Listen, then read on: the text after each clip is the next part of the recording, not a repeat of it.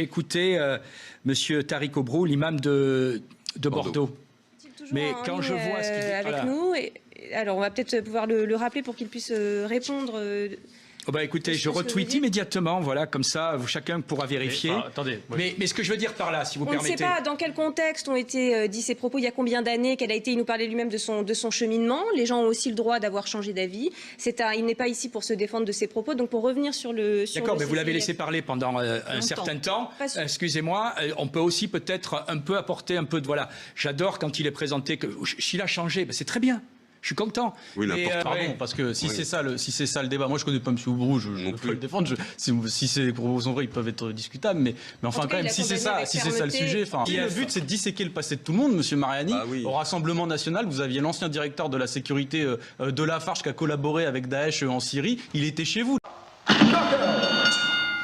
Quand Gérald Darmanin parle d'un parti lié à l'islamo-gauchisme qui détruit la République, là encore, on voudrait parler de ce sujet-là. Je pense que l'histoire jugera cruellement les gens qui emploient ce mot-là. Parce que pour moi, c'est le nouveau judéo-bolchevique, l'islamo-gauchiste. Ah ouais, c'est comme ça. Voilà, je le dis. Je vous le dis. Je pense que. Quand même. Hein, vous êtes bien islamo-gauchiste. Oui, comme il y a des gens qui se permettaient avant, dans les tribunes, de parler des gens de judéo-bolchevique. Est-ce que vous allez à des fêtes organisées par le CCIF? Des fêtes. Non mais vous n'allez pas me refaire la même question qu'il y a 5 minutes, Laurence, parce que sinon je fais pause, je reviens en arrière et puis je rediffuse toute la soirée. Des fêtes. Non mais c'est parce qu'il ne comprend pas la définition. Des fêtes d'islamo-gauchistes, c'est-à-dire qu'on se réunit le soir et on fume des chichas en se disant c'est vraiment bien d'être islamo-gauchiste. Ça veut dire quoi? Ça veut dire que c'était uniquement pour faire plaisir à ses amis riches? Non mais moi déjà quand je vois ces chiffres, je pense aux 10 millions de pauvres dans le pays. D'ici la fin 2020, il y aura 10 millions de pauvres dans le pays. Il y a 8 millions de personnes. Ça va pas aller en s'arrangeant avec le coronavirus. Qui demandent l'aide alimentaire. Je veux dire, demander l'aide alimentaire, c'est difficile pour les gens. Ils le vivent avec une honte. Moi je dis qu'ils n'ont pas à être honteux, mais c'est surtout ça qui est incroyable. C'est qu'en un an, en tout cas ce qu'on a vu, c'est que de 2017 à 2018, on a versé 9 milliards d'euros de dividendes en plus. C'est ça les effets de cette réforme. Et ça a quelque chose de concret, c'est que Macron, il abandonne l'idée de solidarité. Il abandonne l'idée qu'on utilise cet argent. Par exemple, il faudrait environ 7 milliards pour sortir de la grande pauvreté. Pas de toute la pauvreté, mais de la grande pauvreté.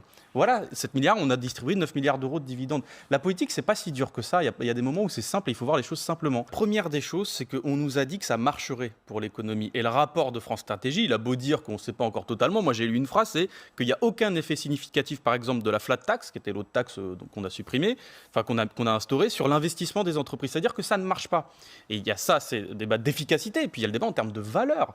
Est-ce qu'on va se mettre à se concentrer sur le fait d'exonérer de cotisations, de dividendes, etc., des entreprises, alors qu'il y a 10 millions de personnes qui sont sous le seuil de pauvreté en France? C'est-à-dire qu'il y a 10 millions de personnes qui vivent avec moins de 1 063 € par mois. C'est ça la vraie question. C'est est-ce qu'on crée une société solidaire ou pas? Moi, je le dis, on est en train de créer un enfer pour les pauvres et un paradis pour les riches en France.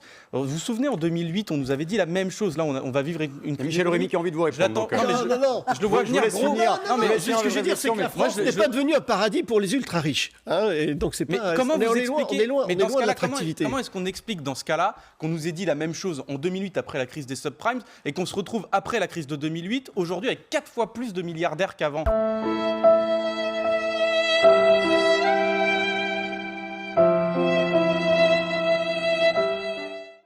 Vous savez, on n'est pas contre des dissolutions en soi. Le problème, c'est au nom de quoi? On demande des éléments qui justifient la fermeture. Ici, on est dans un état de droit, c'est ce qui fait notre force, notre différence aussi par rapport aux fanatiques. Donc, moi, je pense qu'il faut être intraitable avec les ennemis de la République. Par contre, ça ne doit pas être une vendetta contre les gens qu'on n'aime pas. C'est un peu différent. Il faut faire attention. Sinon, si on tombe dans ce travers-là, est-ce qu'on va fermer les Loubavitch juifs, vous voyez, ou des intégristes de toutes les religions? Il faut faire attention, le conservatisme ou la lutte contre le sectarisme religieux ne se traite pas de la même manière que le terrorisme. Sylvain Maillard, ces décisions ont été prises, Gérald Darmanin les a justifiées, elles n'ont pas été prises au hasard. Mais non, évidemment que non. Et honnêtement, je salue le porte-parole de LFI parce que c'est évidemment compliqué d'être à sa place parce qu'il y a un mouvement qui est complètement de LFI qui est vraiment dans l'ambiguïté et que le CCIF, Baraka City, ce ne sont pas des gentilles associations, ce sont des officines qui prônent le salafisme, qui prônent ou qui sont affiliées aux frères musulmans. Mais pour en finir avec le terrorisme, c'est-à-dire qu'il va falloir un tour de vis Oui, mais moi je demande à M. Maillard qui nous explique qu'on serait ambigu sur la question par rapport à des organisations comme le CCF. Moi je vous le demande monsieur, pourquoi est-ce que dans ce cas-là, Gérald Darmanin est à une réunion du CCIF en 2013 si c'est vraiment des ennemis de la République? La délinquance est en hausse. En tout cas, c'est ce que révèle le bilan du ministère de l'Intérieur pour l'année 2019, publié aujourd'hui. Les chiffres montrent une forte hausse de la délinquance en France. Vous la lisez avec moi. Puis j'ai envie de me tourner vers David Guiraud, avec qui on a souvent ces débats autour des chiffres de la violence, du sentiment d'insécurité dans notre pays.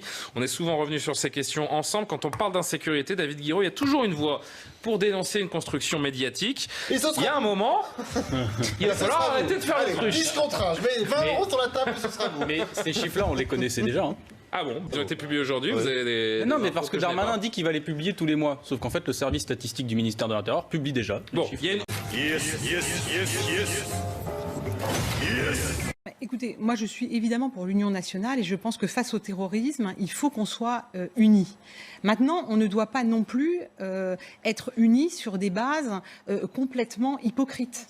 Et le mot islamophobie, c'est un mot qui est un mot terriblement pervers et je vais expliquer déjà, pourquoi. observez bien la manière dont le débat a glissé de la lutte contre le terrorisme à celui d'autre chose qui est du débat sur l'islamophobie. Moi, je suis pour déjà protéger les Français. La lutte contre l'islam radical, en tout cas. La lutte contre l'islam radical. Donc contre l'islamophobie. La haine anti-musulmane, c'est mon combat. C'est mon combat tous les jours. Très bien. Parlez-en à Gérald Darmanin, qui participait à des réunions en présence du CCIF, où justement le thème de la réunion à Tourcoing en 2013, c'était la lutte contre l'islamophobie. Il n'avait pas moufté à ce moment-là. Donc demandez-lui pourquoi il y était. Maintenant, je vais vous dire une chose. À partir du moment où vous voulez lutter contre la radicalisation et contre, disons, l'islam radical, j'aimerais bien que vous m'expliquiez pourquoi Emmanuel Macron va voir Mohamed Ben Salman, le prince héritier d'Arabie Saoudite, qui est un des grands pourvoyeurs, un des grands sponsors de l'islam radical, et qui lui dit, j'ai la citation, en novembre 2017, je suis un de vos amis, votre frère, à Mohamed Ben Salman, c'est-à-dire une des personnalités qui fait la promotion de l'islam radical dans le monde. On leur vend des armes à ces gens. On voit sur cette question, écoutez ce qu'en disait Manuel Valls aujourd'hui. Ah, le meilleur. Tiens. Tous ceux qui, comme moi ou d'autres, se sont fait traiter pour avoir désigné l'ennemi depuis plusieurs années comme ceux qui divisaient la société, voire même s'ils n'étaient pas d'extrême droite. Donc, il faut mobiliser la société, il faut que tout le monde soit au clair. La désignation de l'ennemi, les mots sont importants. L'islam politique, ne plus rien céder à cet islamisme, à cet islam politique. Alors l'islam politique, islamisme, islam politique, différentes façons de nommer le phénomène. Votre réaction tout d'abord, rapidement, David Guiraud. Oui, il a dit que Jean-Luc Mélenchon aussi était islamo-gauchiste. Écoutez, moi je pense que dans ce débat, il faut être lucide. Manuel Valls, c'est lui qui en 2015 a signé 10 milliards de contrats avec l'Arabie Saoudite. Donc c'est lui qui a des comptes à rendre, pas moi. Hein.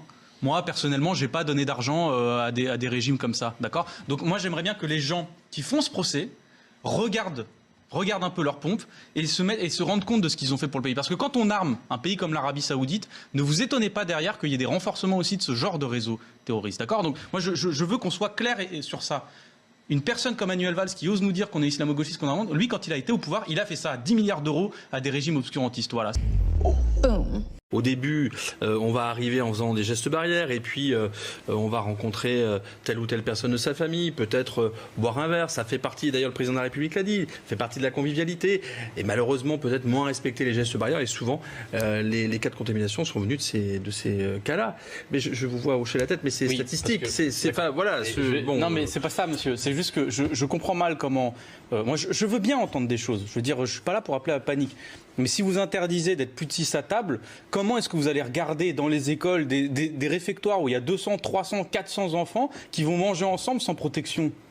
Non mais c'est fait sous un protocole. C'est pas parce qu'il y a l'existence d'un protocole qui marche. Écoutez, moi j'essaie de vous dire quelque chose de simple. Donc il y a des choses. Attendez, je vais juste finir. Yannick Séverine ensuite. Parce que c'est un débat. Oui, il y a des choses dans la vie qu'on ne contrôle pas. Il y a des choses.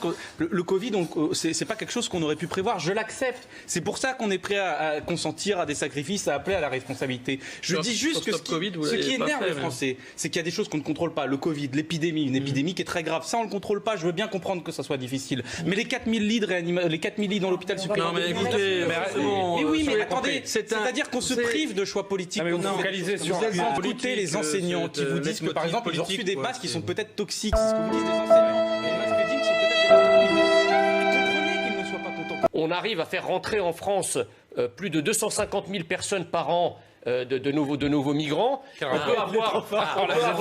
Là, vous êtes très fort, on l'attendait. Là, vous êtes très fort quand même. Parce que c'est bien, parce que Jean Messia, il prouve que le Rassemblement national, en fait, ne fout rien. À l'Assemblée, de toute façon, on ne les voit jamais sur le Covid, etc., sur l'épidémie, sur des 11 propositions de loi. Voilà. Alors nous, on à faire ça. Et en attendant, il y a Jean Messia qui dit allez, on va ramener des Africains en brouette, ça va être des médecins. Et puis après, une fois que ça sera fini, vous êtes contre l'immigration tout d'un coup. Donc ça, c'est le projet de société de Jean Messia. Vous êtes tellement ça va sûrement être très convaincant.